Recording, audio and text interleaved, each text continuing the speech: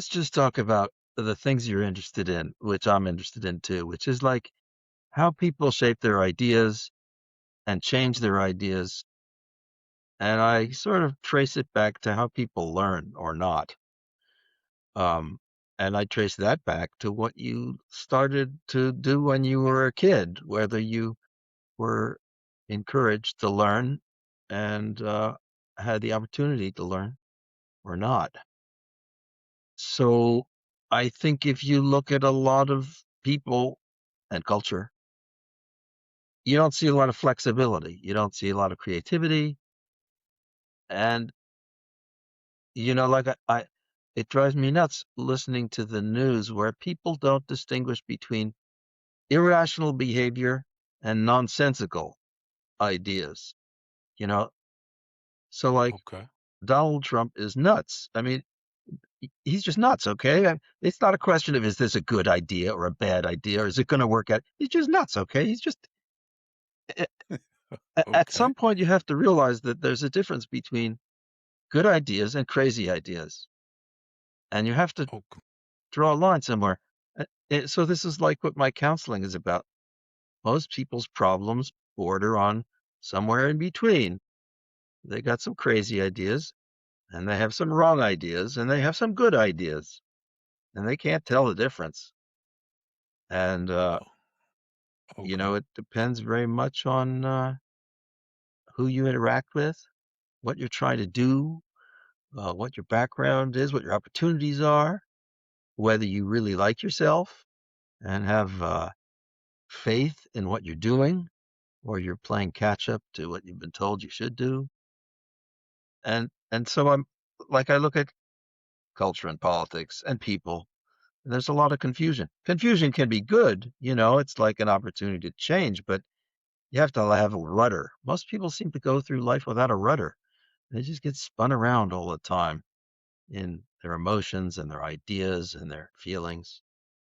And I'm trying to Okay. basically give people teach them how to sail, through life.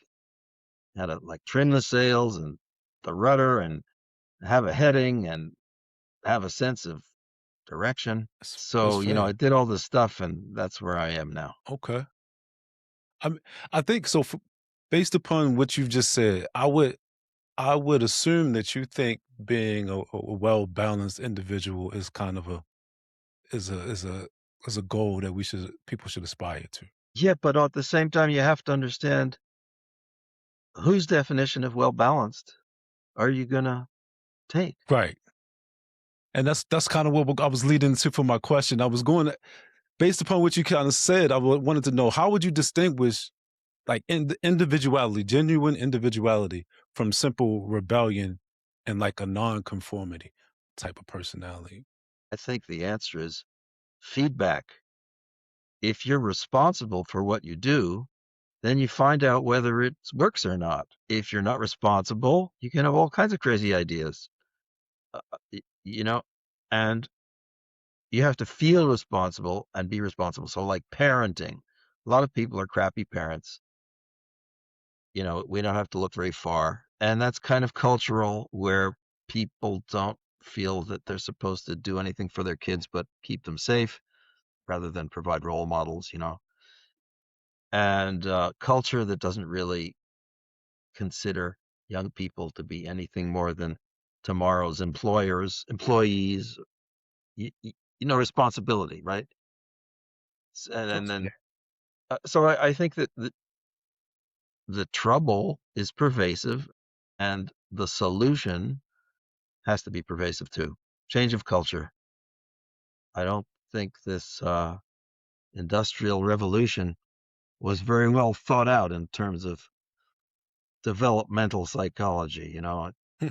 If you look at psychology, it was very much a kind of Frankenstein's laboratory of how to get people, social behavior and the whole idea of diagnosing illness and, some of the like ADHD, medicating kids. It's like, it doesn't seem like there's anybody upstairs in this whole effort.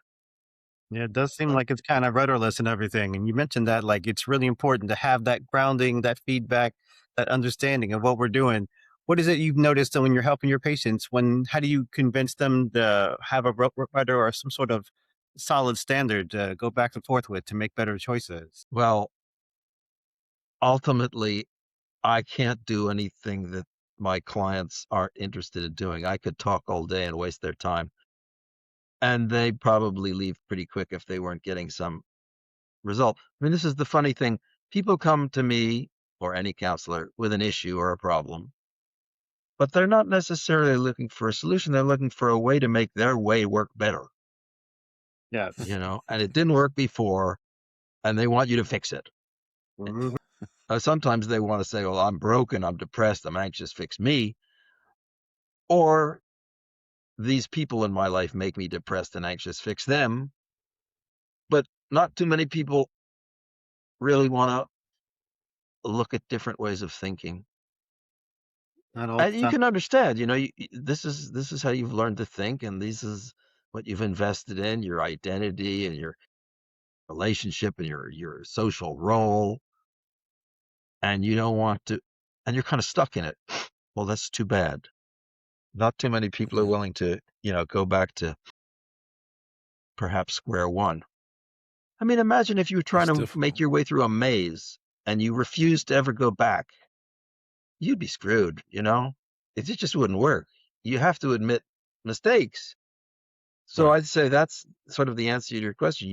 The way you learn what balance is by finding imbalance and being responsible for it and learning what was out of balance and hopefully how to put it back in balance or at least the direction you should go Hmm. and interact with people